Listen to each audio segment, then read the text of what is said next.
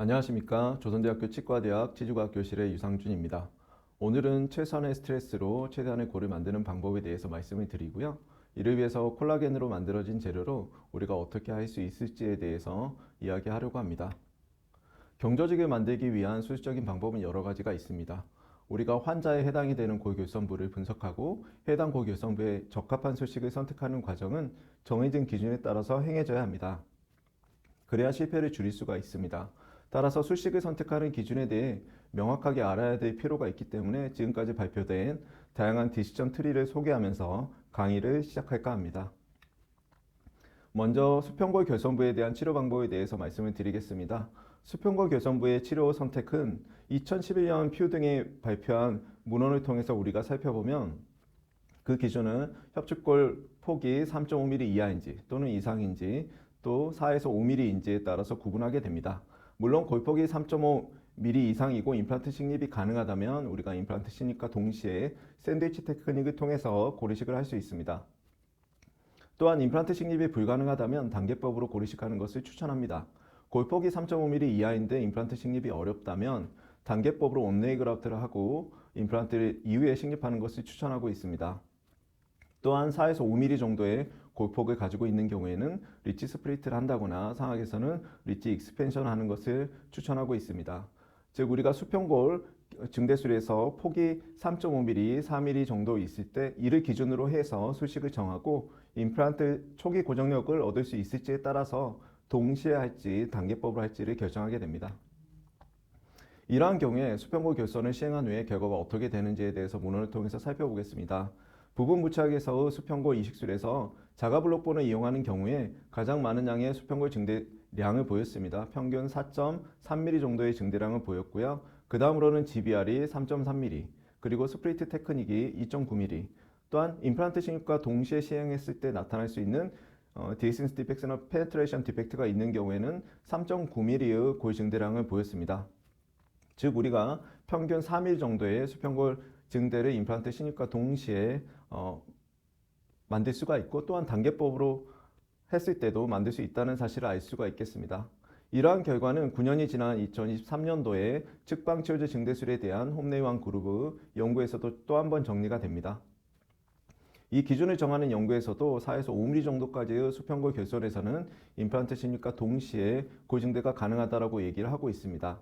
그렇지만 그 이상의 경우에는 단계법으로 하는 것을 분명히 권하고 있습니다. 즉 지금까지 4mm 정도의 기준은 변함이 없습니다. 만약에 수평골 결선에서 본 하우징이 좋다면 더 많은 양의 수평적인 골 증대가 가능할 것이고 하우징의 형태가 좋지 않다면 확실한 공간 유지가 추가되어야 할 것이라고 생각합니다. 자 그러면 수직골 증대술에서는 어떨까요? 수직골 증대술의 디시전 트리를 살펴보면 2018년에 프랑카 등이 분류하게 되었는데요. 그 기준은 4mm 이하, 4에서 6mm, 6mm 이상으로 두고 있습니다. 4mm 미만의 적은 양의 수직골 증대술이 필요한 경우에는 임플란트 식립과 동시에 고리식을 차폐막과 함께 사용할 수 있다고 얘기는 하고 있지만 동시에 하는 것보다는 단계법으로 하는 것을 추천하고 있습니다.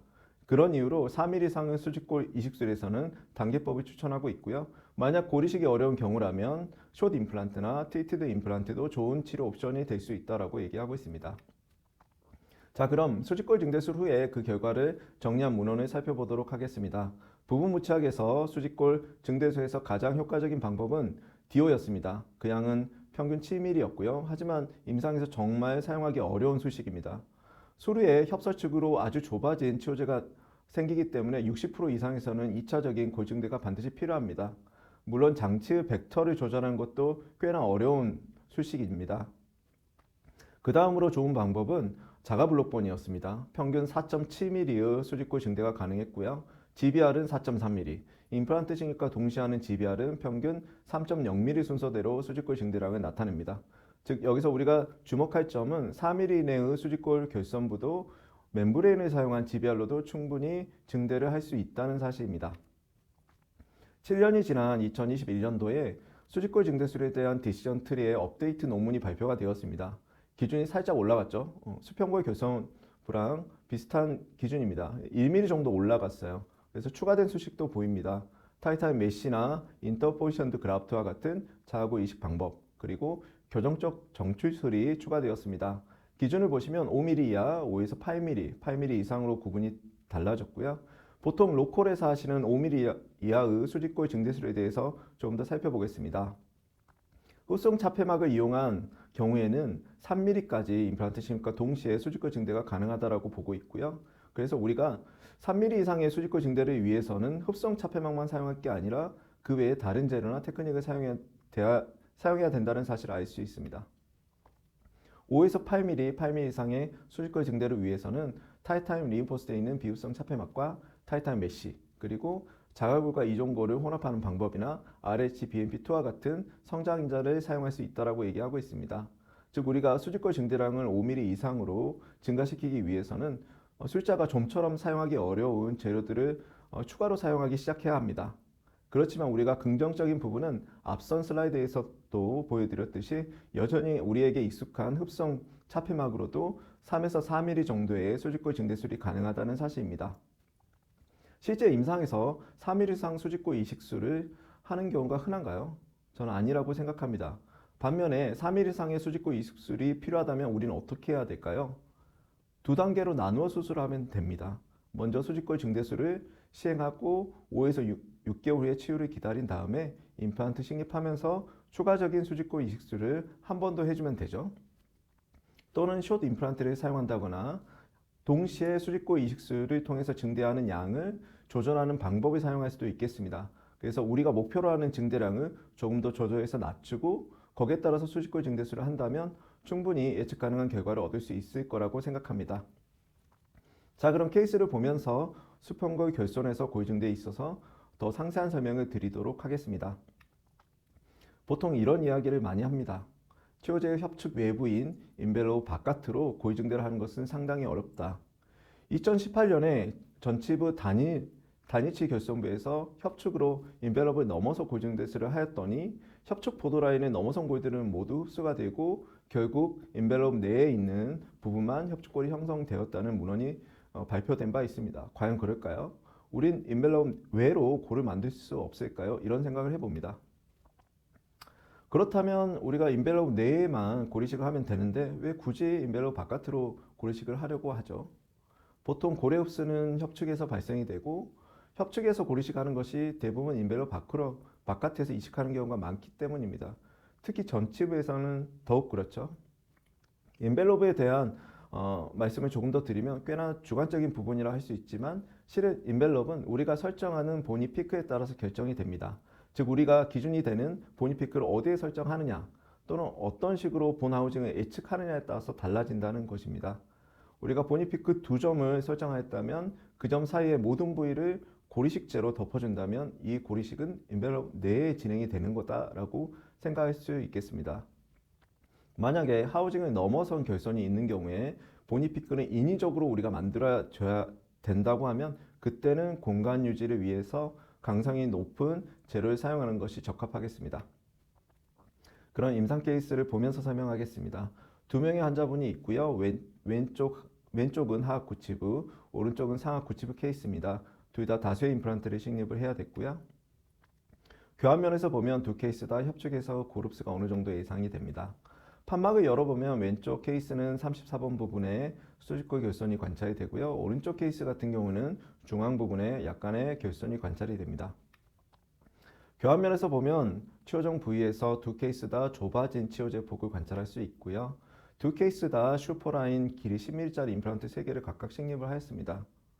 우리가 결손부를 평가를 할 때 임플란트를 식립한 다음에 임플란트 플랫폼 위치에 따라서 골 결손부를 결정하게 됩니다. 임플란트가 식립되기 전까지는 임플란트 주변의 골 결손부를 평가하기는 어렵습니다. 왼쪽 케이스 같은 경우에는 첫 번째 임플란트 협측에 수직골 결손부가 관찰이 되죠. 오른쪽 같은 경우에는 중앙 부분에 수직골 결손이 관찰이 되지만 이 자리에는 임플란트를 식립하지 않을 겁니다. 그냥 첫 번째하고 두 번째 임플란트 플랫폼 위치 차이가 있다라고 생각만 하시면 될 것 같아요. 교환면에서 볼까요? 교환면에서는 첫 번째, 두 번째 임플란트의 협축 부분이 1.5mm 이하로 좀 부족해 보입니다. 오른쪽 같은 경우에는 두 번째 임플란트의 협 구개측이 좀 얇아 보이죠? 두 케이스 다 수평 수직적으로 4mm 이하의 결손부를 보였기 때문에 흡수성 멤브레인을 사용해서 충분히 고증대를 할 수 있겠습니다. 사용하는 골 이식제도 제한을 받지 않고요. 왼쪽 케이스 같은 경우에는 오스테온 3 콜라겐을 이용해서 협측의 수직골 결손하고 수평골 결손이 있는 부분을 고리식을 해주었습니다. 오른쪽 같은 경우에는 오스테온 3를 PRF에 적셔서 덩어리를 만든 다음에 이식을 해주었습니다. 왼쪽 케이스는 임플란트 접촉하는 부분이 노출이 되어 있기 때문에 자가골을 주변에서 긁어서 사용을 해주었고요. 그 위에 합성골을 덮어주었습니다. 오른쪽 케이스는 임플란트가 노출되지 않았기 때문에 합성골만 사용을 했습니다. 앞서 말씀드린 인벨롭 형태에서 그런 식으로 우리가 넓게 우리가 예상하는 본 하우징 형태를 생각하면서 넓게 고리식을 이렇게 해줘야 됩니다. 그런 후에 콜라겐 멤브레인을 사용해서 상방을 덮어주고요. 본텍으로 멤브레인을 고정시켜주게 됩니다. 보통 저는 근심 쪽에 또는 근단 부분에 하나의 본텍을 고정하고요. 원심 쪽은 대각선에 고정을 하던지 아니면 원심 근단 부분에 고정을 해주기도 합니다. 오른쪽 케이스를 조금 더 자세히 말씀을 드리면 오른쪽 케이스 같은 경우에는 왼쪽 고리식 부위는 멤브레인을 덮지 않았습니다. 이 부분은 컨투어를 위해서 본그라프트를 사용한 거죠. 이러한 경우에 중앙 부분에 본그라프트를 했는데 두껍게 본그라프트 했는데 메저리나 디스탈 쪽에 본그라프트가 부드럽게 이행이 되도록 해주지 않는다면 이 가운데 부분의 본그라프트는 튀어나오게 됩니다. 그렇게 되면 가운데 부분의 본그라프트 한 부분이 흡수가 많이 일어나겠죠. 그래서 부드럽게 이행이 될 수 있도록 전반적으로 원심과 근심으로 확장하면서 본그라프트 해주는 것이 좋겠습니다. 봉합도 보여드리면 중앙 부분에 버티컬 매트릭스 슈처를 실시합니다. 왼쪽 케이스는 세 군데를 했었고요. 나머지 부분은 단순 봉합을 했고요. 오른쪽 케이스 같은 경우에는 중앙에 본그라프트 많이 했던 부분을 먼저 버티컬 매트릭스 슈처를 하고요. 나머지 부분은 단순 봉합을 하게 됩니다. 그래서 봉합 부위에서 열개가 생기지 않아야 되는 부분을 먼저 버티컬 매트릭스 슈처로 봉합을 해줍니다. 5개월 후에 2차 수술할 때 판막을 거상한 모습인데요. 왼쪽 34하고 35번 협측에 치저골이 1.5mm 이상 남아있는 걸 볼 수가 있고요. 합성골도 살짝 비쳐 보이죠. 오른쪽에 16번 부분도 협축으로 2mm 이상 합성골이 남아있는 걸 볼 수가 있습니다. 이런 식으로 그런 식으로 넓게 우리가 수평골 이식을 해주어야 본 하우징이 좋지 않은 곳에서도 본그라프트가 남아있게 됩니다. 힐링 어버트먼트 체결한 다음에 봉합한 모습이고 각각 협설측으로 2mm 정도의 각각 지은이 확보될 수 있도록 봉합을 해줘야 되겠습니다. 본텍을 사용해서 차폐막을 고정하는 부분은 골식에서 상당히 중요한 부분입니다. 수직적으로 어느 정도 고증대를 해야 되는 경우에 특히 그렇습니다. 2018년에 보고된 시스템 리뷰 아티클에서도 보면 차폐막을 고정하는 것은 수직골 증대량과 관련이 있다라고 얘기하고 있고요. 2016년에 보고된 아티클에서도 보면 봉합 직후에 판막 압력에 의해서 본그라프트가 아래쪽으로 붕괴되는 현상을 보고를 하였습니다. 본그라프트만 사용하는 경우에는 약 40%가 붕괴가 됐고요. 본그라프트를 하고 멤브레인 사용한 다음에 본텍으로 고정한 경우에는 20%, 즉 50% 정도의 붕괴를 막을 수 있다라고 보고를 하고 있습니다. 이 수치는 자가블록본을 사용했을 때 나타난 수치랑 동일한 아주 매우 좋은 결과다라고 생각합니다. 최근에는 이러한 재료를 많이 사용하고 있는데요. 콜라지네이트 본 그라프트입니다. 소프트 본 블럭이라고도 얘기를 하죠. 공간 유지를 위해서 고리식재 자체가 공간을 형성하는 골이죠. 이미 덴티움에서는 10년 전부터 이러한 본을 생산해 왔어요. 콜라겐 파이버가 포함이 되어 있는 형태로 모양을 잡고 있는 이런 본이죠. 보통 이러한 소프트 본 블럭은 소화되면 말랑말랑하기 때문에 약할 거라고 생각을 합니다. 그래서 발치와 같은 삼벽성 공간에 주로 사용을 하죠. 그런데 이러한 말랑말랑한 본이 고유 표면에서 시간이 지나면서 딱딱하게 고리된다면 어떨까요? 저는 합성골 중에는 오스테온 3를 주로 사용합니다. HA%가 60%로 공간 유지에 뛰어나기 때문에 잘 사용하고 있고요. 앞선 케이스처럼 오스테온 3 콜라겐도 같이 사용을 하고 있습니다. 이종골도 많이 사용을 하고 있고요. 덴튬에서는 오스테온 제노가 지금 나와 있고 오스테온 제노 콜라겐도 나와 있기 때문에 상당히 유용한 것 같습니다. 그런데 소프트본 블럭은 원래 파티클 사이즈가 조금 작은 편이거든요. 작은 편이고 비율이 5대5 정도로 콜라겐 비율에 의해서 압력을 조금 받는 부분에서 취약합니다. 그래서 왼쪽처럼 편편한 하우징이 좋지 않은 곳에서 차폐막 없이 사용하다 보면은 거의 남아있지 않고 효과가 없는 경우를 볼 수가 있습니다. 그렇지만 오른쪽처럼 고교선부가 움푹 들어와 있는 이런 부위에서는 차폐막 없이도 좋은 결과를 보입니다. 케이스를 하나 보여드리겠습니다. 다음 같은 환자에서 협측에 고교선부가 보이고요. 약간 설측으로 임플란트를 식립을 하죠. 그리고 협측에 남아있는 고교선부는 하우징이 좋아 보입니다. 이러한 곳에 오스테온 3 콜라겐 소프트본 블록을 PRF에 적셔서 그냥 고리식만 해주었어요. 그리고 차폐막을 사용하지 않고 봉합만 합니다. 수로 파노라마 사진이고요.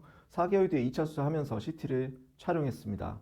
그래서 협측에 이식한 골이 형태를 잘 유지하고 두껍게 남아있는 걸 볼 수 있죠. 레디오 오페카 부분도 표면에 관찰이 됩니다. 3년이 지나고 7년이 지나도 치료적인 흡수는 거의 관찰되지 않죠. 이렇듯 본 하우징이 좋은 부위에서는 소프트 블록을 이용한 고리식술이 매우 좋은 결과를 보입니다. 아주 간단하게 할 수 있는 수식이죠. 이제 수직골 증대술에 대한 증례를 살펴보도록 하겠습니다. 본 하우징이 좋지 않은 완전한 형태의 온내의 결선부에서는 사용하는 차폐막에 따라서 우리가 획득할 수 있는 수직골 증대량의 차이가 납니다.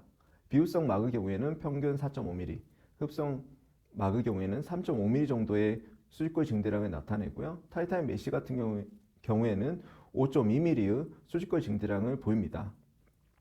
그래서 우리가 흡성 차폐막으로 4mm 정도의 수직골 증대량이 가능하다는 말씀은 이것 때문에 그래요.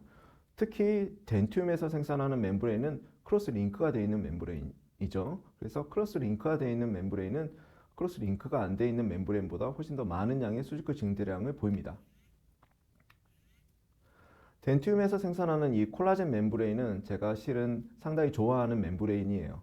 앞선 슬라이드에서 보듯이 크로스 링크가 되어 있죠. 그래서 훨씬 더 많은 양의 골을 만들 수가 있습니다. 특히 하우징이 좋지 않고 밋밋한 부위에서 사용할 때 결과가 더 좋은 것 같아요. 사용하는 고리식제에 따라서도 증대되는 골량이 다른데요. 많은 연구에서도 보면 수직골 증대술에 있어서 뛰어난 결과를 보이는 것은 흡수가 잘 되지 않는 이종고 이식제를 사용했을 때라고 얘기를 하고 있습니다. 합성골의 경우에는 여전히 수직골 증대술에 있어서 약간 부족한 면이 있긴 하지만 생산하는 회사나 제품마다 다르기 때문에 그 증대량이 꼭 낮다고 할 수는 없어요. 만약 여러분이 임플란트 식립과 동시에 수직골 이식술을 4mm 이내로 하고 싶다라고 하면 적극적으로 저는 오스테온 제노와 같은 이종고 이식술을 이종고 이식제를 추천합니다. 이종고를 이용한 고리식 케이스를 또 보여드리도록 하겠습니다. 이 케이스는 조금 어려운 케이스이긴 한데요. 20년 이상 하악 전학에 걸쳐서 덴처를 사용을 했고요. 수직골 이식술을 통해서 임플란트를 식립해야 되는 까다로운 상황이었습니다. 식립 1년 뒤에 타사의 임플란트를 식립하고 동전골을 사용해서 고리식을 했는데 1년 뒤에 보면 골소실이 50% 정도 일어난 걸 볼 수가 있습니다. 그래서 이러한 경우에는 다시 식립을 해야 되겠죠. 이렇게 오랫동안 치아가 없거나 임플란트가 없는 상태로 있는 골에서는 골 반응이 좋지 않기 때문에 우리가 동전골과 같은 반응이 잘 일어나는 골을 사용했을 때 생각보다 뼈가 잘 안 생기는 경우가 있습니다. 왼쪽 임플란트부터 제 기존의 임플란트를 제거를 하고요. 제거한 자리에 바로 덴튬 슈퍼라인 직경 5mm, 길이 8mm짜리 임플란트를 식립을 하게 됩니다. 여기에 오스테온 제노와 같은 이종골을 이용해서 수직골 이식술을 해주죠. 그리고 그 위에 콜라겐 멤브레인을 사용해주고 본텍도 사용을 해주었습니다. 반대쪽도 기존의 임플란트 2개를 제거를 하고요. 제거한 그 자리에 바로 슈퍼라인 임플란트 2개를 식립을 해주었고요. 상방으로 이종골 이식제를 통해서 수직골 증대술을 시행해 주었습니다. 위에 콜라겐 멤브레인도 사용을 해주었고요. 2차 수술 후의 파노라마 사진이고요. 양측 모두 덴티움 임플란트로 교체를 했고 이종고 이식제로 추가 이식을 하면서 콜라겐 멤브레인이 덮어주었죠. 보면 1.5년 후에 골소실 없이 아주 안정적으로 유지되는 모습을 볼 수가 있습니다. 중첩된 CT 결과를 보면 처음보다 7에서 8mm 정도의 수직적으로 골식이 되어 있는 모습을 볼 수가 있고요. 최종 보초물 사진입니다. 최종 보초물 사진에서도 표면에 치료정 부위에 보너스가 없는 걸 볼 수가 있고요. 실제적으로 임상 사진에서 보면 리세션이나 이런 것들도 관찰되지 않습니다. 이런 환자처럼 상악보다는 하악에서 다수의 상실이 있는 경우는 실은 골 반응이 좀 낮은 경우가 있어요. 이런 경우에 골 재생이 완전하게 일어나지 않기 때문에 동전골과 같은 반응성이 높은 재료를 사용하는 것보다는 이전과 같은 공간 유지를 충분히 잘 해줄 수 있는 재료를 같이 사용하는 것이 좋겠습니다. 정리하겠습니다. 인벨로우 내에 흡성 차폐막을 사용을 하면 수평골 이식술이든 수직골 이식술이든 간에 4mm 플러스 알파의 골 증대량을 기대할 수 있습니다.